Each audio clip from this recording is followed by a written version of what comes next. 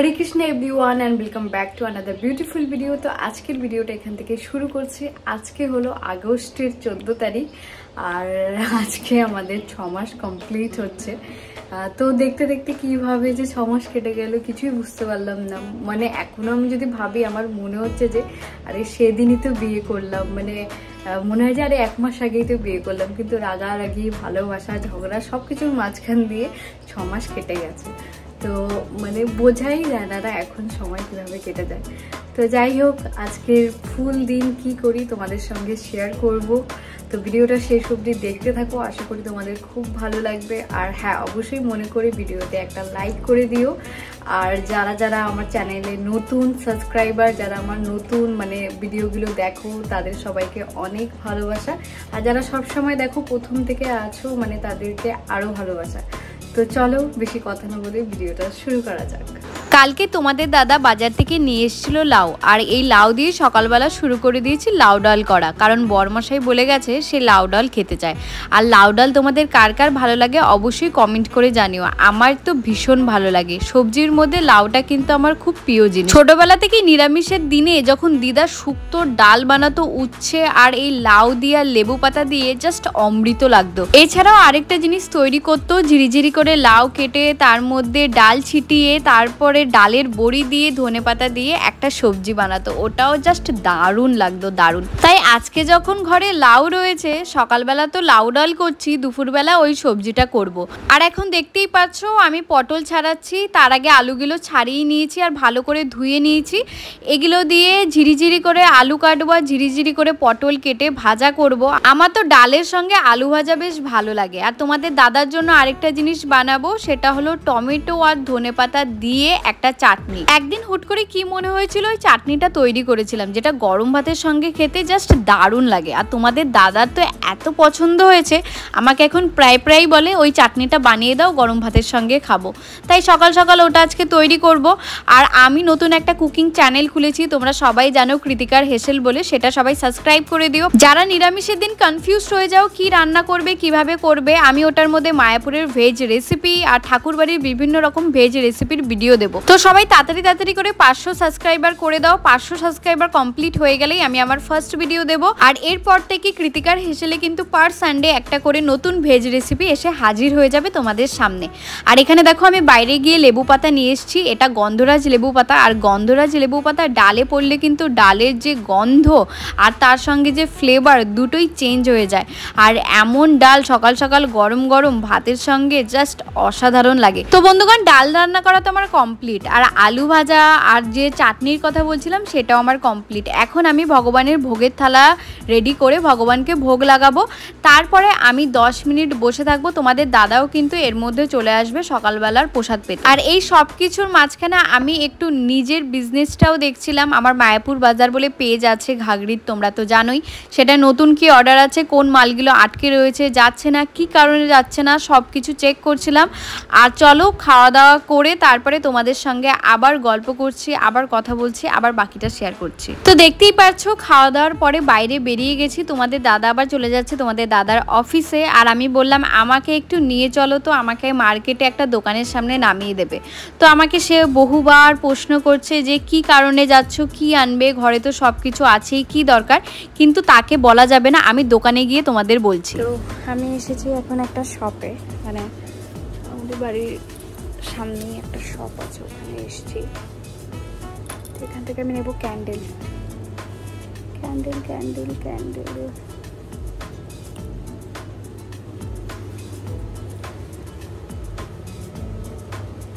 Stylish চাইছি আমি।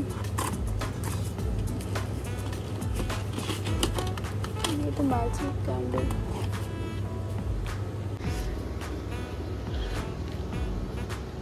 এখানে ক্যান্ডেল আছে, বাট সব হ্যাপি অ্যানিভার্সারি। এখন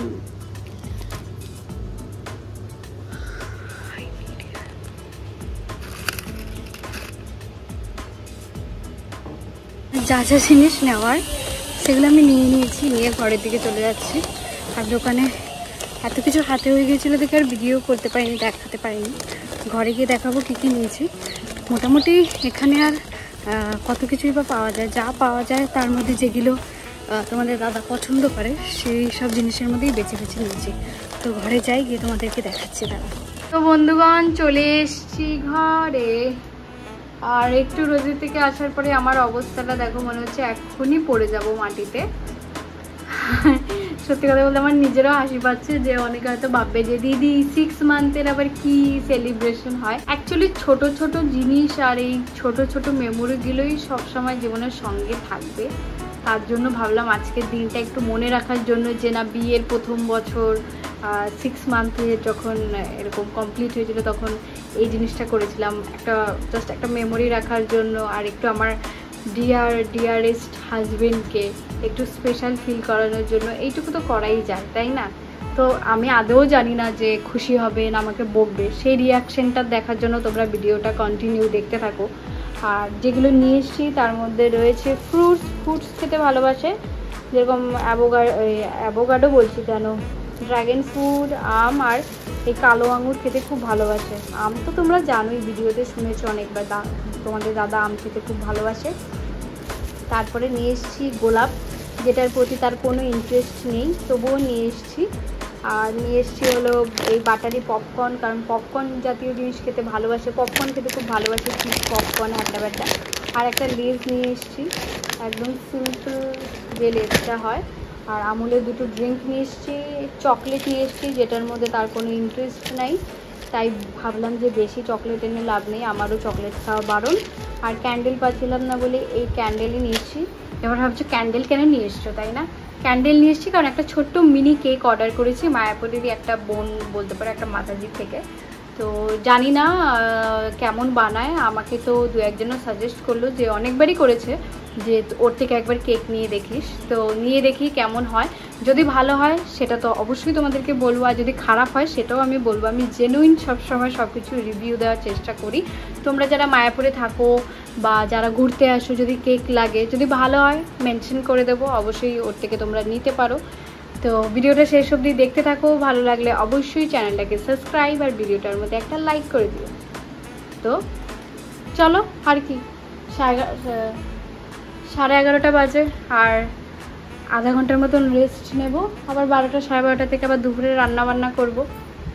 কারণ ওই যে সকালে লাউটা যে ডাল করলাম, হাফ লাউ রয়েছে, যাওয়ার সময় বলে গেছে লাউ দিয়ে একটা সুন্দর করে সবজি করো, দুপুরে এসে খাবে, 2টোর পর আসবে। একটু রেস্ট নিয়ে নিই, তারপরে আবার কাজে লেগে যাই। তো বন্ধুগণ আধা ঘন্টা রেস্ট নিতে গিয়ে 1 ঘন্টা ঘুমিয়ে ফেলেছি, কারণ এখন না আমার রাত্রি ঘুম হচ্ছে না, 1টা-2টো বেজে যায় ঘুমাতে, আর উঠিও সকাল সকাল। তার জন্য না সকালে খাওয়া দাওয়া করার পর যেই টাইমটা আমি ফ্রি থাকি, মানে ভিডিও এডিট করবো বা কোনো কাজ করব, সেই টাইমে আমার প্রচণ্ড ঘুম পায় আর আমি ঘুমিয়ে যাই। কিন্তু আমি জানি এটা খুব বাজে অভ্যাস হচ্ছে আমার, এই অভ্যাসটা আমাকে চেঞ্জ করতে হবে। তো এখন আমি কি বলবো, ঘুম থেকে ওঠার পর আমার বিভৎস হ্যাংওভার লাগছে, মাথা টাথা পুরো মনে হচ্ছে কি কিচ্ছু ভাল লাগছে না। আচ্ছা তোমাদের সাথে কি এমন হয়? আমি না ঘুম থেকে উঠলে না আমার কারো ভালো কথাও ভালো লাগে না, আমার মুড এত চিড়চিড়া হয়ে যায়, মাথা যন্ত্রণা করে, আর ছোট ছোট বিষয়ে না আমি প্রচণ্ড রেগে যাই। 1 ঘন্টা সময় লাগে ওই ফেসটা আমাকে কাটাতে, মানে মাইন্ডটা ফ্রেশ করতে, ঠিক করতে। তো এখানে আমি ফোনটা নিয়ে বসে পড়েছি, বিভিন্ন রকম পোস্ট আর ভিডিও সোশ্যাল মিডিয়ায় দেখছিলাম কি চলছে। আর এখন তো সোশ্যাল মিডিয়া জুড়ে একটা ঘটনাই চলছে, যেটা হলো আরজিক্যাল মেডিকেল হসপিটালে যেই ঘটনাটা হয়েছে, যেটা মানে সত্যি ভাবলেই নিজের গায়ের রক্ত টকবক করে ফুটে ওঠে, যে মানুষের মধ্যে আজকাল মান হুঁশ কিছুই নেই। মানে মানুষ এতটা নিচে নেমে কিভাবে নির্মমভাবে একটা মেয়েকে এইরকমভাবে হত্যা করতে পারে, তার সঙ্গে কি করে এমন একটা বাজে কাজ করতে পারে। ডক্টর মৌমিতা দেবনাথের সঙ্গে যেটা হয়েছে সেটা ভগবান না করুক, আমার শত্রুর সাথেও আমি চাই না জীবনেও কোনোদিনও এমন ঘটনা হোক। তো আমি তো চাই যে দোষী তার শাস্তি হোক, আর কঠোর শাস্তি হোক। আর সত্যি কথা বলতে গেলে রাস্তাঘাটে বেরোলে এখন আর সত্যি নিজেকে সেফও মনে হচ্ছে না। আর স্বাধীনতা দিবস আসছে, আমার নিজেকে তো মনে হচ্ছে না আমি স্বাধীন আছি, আমরা মেয়েরা স্বাধীন আছি, তাই আমি স্বাধীনতা দিবস এবার সেলিব্রেটও করব না। তো তোমাদের দাদা মনে হচ্ছে এসছে, দেখি কি করে।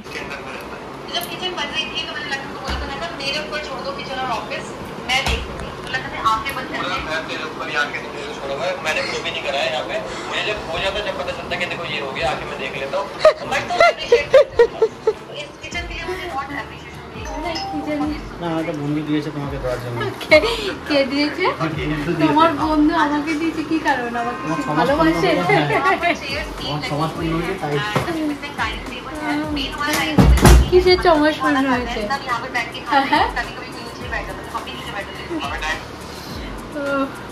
তো আমি এখানে লক্ষ্মী ব্লগ দেখছিলাম, ওদের ব্লগগুলো আমি দেখি।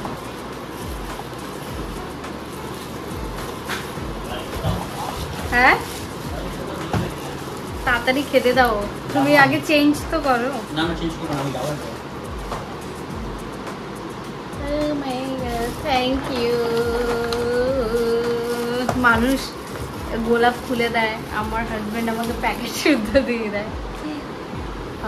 বেঁচে থাকো 1000 বছর, যেন আমি তোমাকে জ্বালাতে পারি। তো বন্ধুগণ, দুপুরবেলার প্রসাদ পাওয়ার পর অঝোরসে বৃষ্টি শুরু হয়ে গেল আর তোমাদের দাদার যাওয়াও বাইরে ক্যান্সেল হয়ে গেল। তো আমি তো খুব আনন্দ পেয়েছি মনে মনে, কারণ সে যদি অফিসের কাজে বেরিয়ে যেত কখন আসতো তার কোনো ঠিক নেই, আর আমি হাঁ করে বসে থাকতাম। তো এখন দুপুরবেলা প্রসাদ পেয়ে ঘুমিয়ে গেছে, আর এই ঘুমের মধ্যেই আমার যা বাকি প্ল্যান আছে সেগুলো সব আমাকে সেরে নিতে হবে। তো চলো গিয়ে ওইগুলো শুরু করে দিই। তো এখানে আমি ফ্রিজ থেকে ফলের প্যাকেটটা বের করে নিয়েছি, এগুলোকে এবার সুন্দর করে ধুয়ে ভালো করে কেটে নেব। আর এই আমটাকে দেখো, আমটা দেখতেই কত সুন্দর না, এটা পুরো একটা আম 500 ওজন, মানে কতটা বড় এই আমটা। ভিডিওতে যদিও ছোট লাগছে, তোমরা আমার হাতে দেখে বুঝতে পারবে। তো চলো এবার এটাকে ধুয়ে নিয়েছি, এবার সুন্দর করে এটাকে কেটে নিই।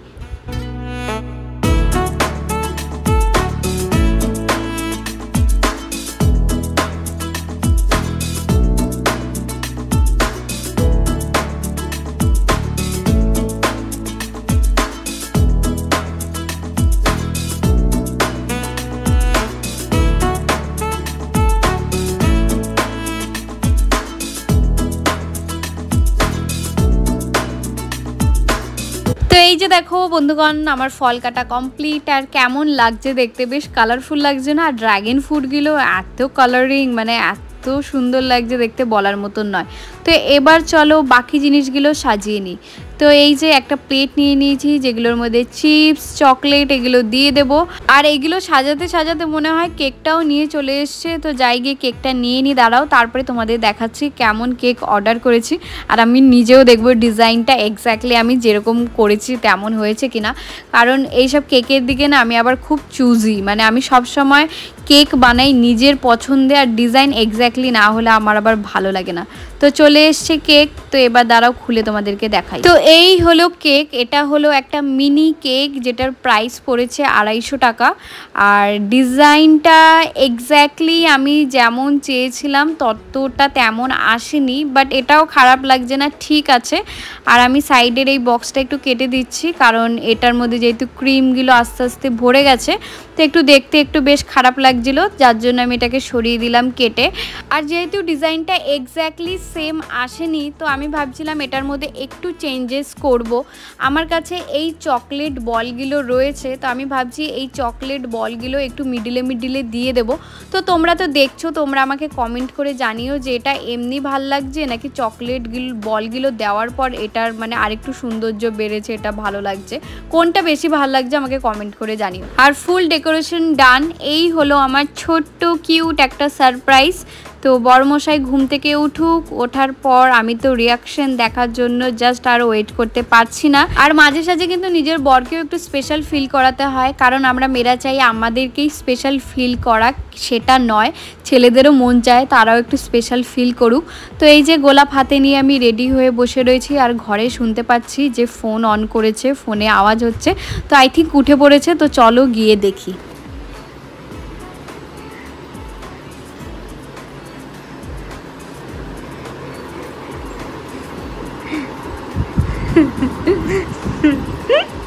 কেকটা কোত্থেকে নিয়ে এসছো? কেকটা আমি কোথা থেকে নিয়ে এসেছি সেটা বড় প্রশ্ন না, প্রশ্ন হলো হ্যাপি 6 মাসের জ্বালানো, হ্যাপি 6 মাস। থ্যাংক ইউ বাবা, থ্যাংক ইউ। বসো।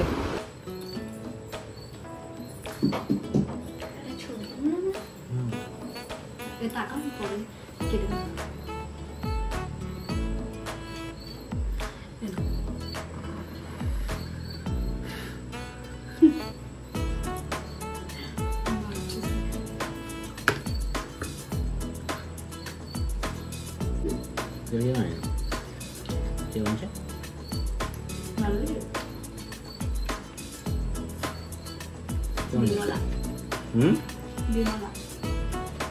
বিমলা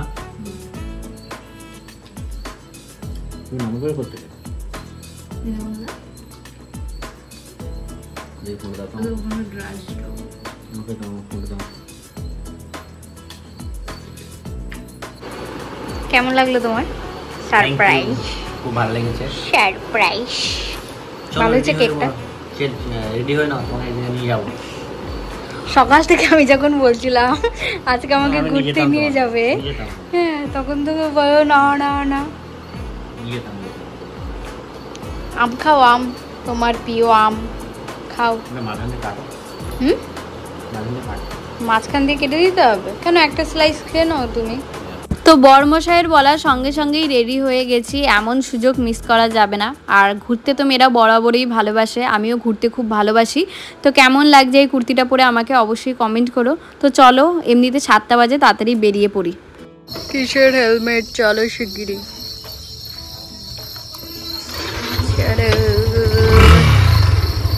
কি সুন্দর চাঁদ উঠেছে, আবার ছেলেদের মতন বসতে হবে। মানুষের বড়রা বলবে মেয়েদের মতন বসা, আমার বড় বলে ছেলেদের মতন বসা। চোখের মধ্যে আমার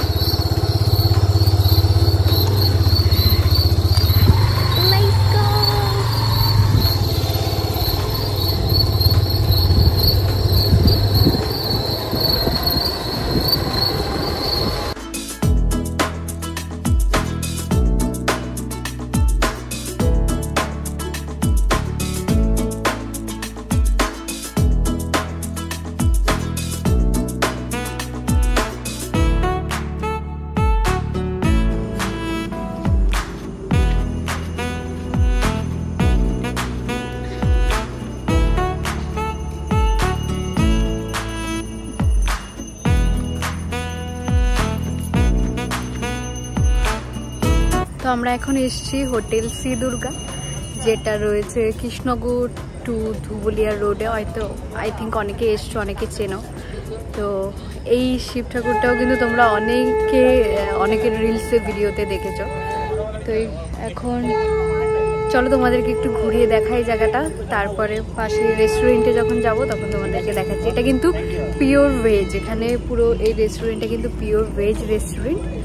তো যারা পিওর ভেজ রেস্টুরেন্ট খোঁজো তারা কিন্তু হোটেল শ্রী দুর্গার এই রেস্টুরেন্টে আসতে পারো।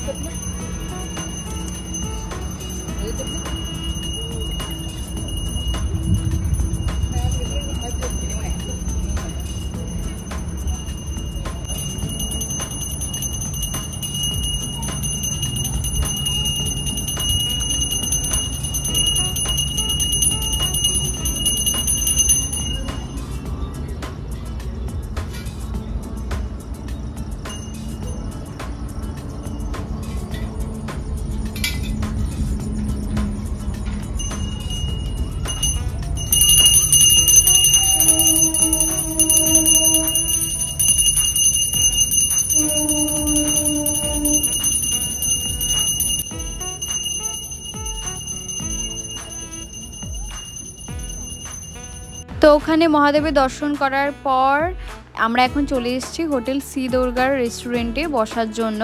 তো এখানে তোমাদের দাদা অর্ডার করছে, কি অর্ডার করছে সেই জানে। আজকে তার পছন্দ মতন সব কিছু অর্ডার হচ্ছে। তো দেখলাম একটা ধোসা অর্ডার করেছে, নুডলস অর্ডার করেছে, আর কি অর্ডার করেছে। তো আসুক, ওগুলো আসলে তোমাদেরকে এক এক করে সব কিছু দেখাচ্ছি। এই দেখো বন্ধুগণ, চলে এসছে পেপারি বাটার ধোসা। এটা খুব লাইট ওয়েট, হালকা, মানে পেপারি কথাটার অর্থ তো বুঝতেই পারছো, মানে পেপারের মতন পাতলা ধোসা। আর তোমাদের দাদা বলছে নাকি এই ধোসাটা নাকি এখানকার খুব ভালো হয়। তো দেখা যাক টেস্ট করে আমার কেমন লাগে, কারণ আমার সাউথ ইন্ডিয়ান খাবার এমনিতে মানে খুব একটা ভালো লাগে না, যেহেতু একটু টক টক হয়, আর টক আমার অত বেশি পছন্দ না। আমার ডিয়ারেস্ট হাজবেন্ডের চয়েসে ধোসা নিয়েছে, পেপার ধোসা।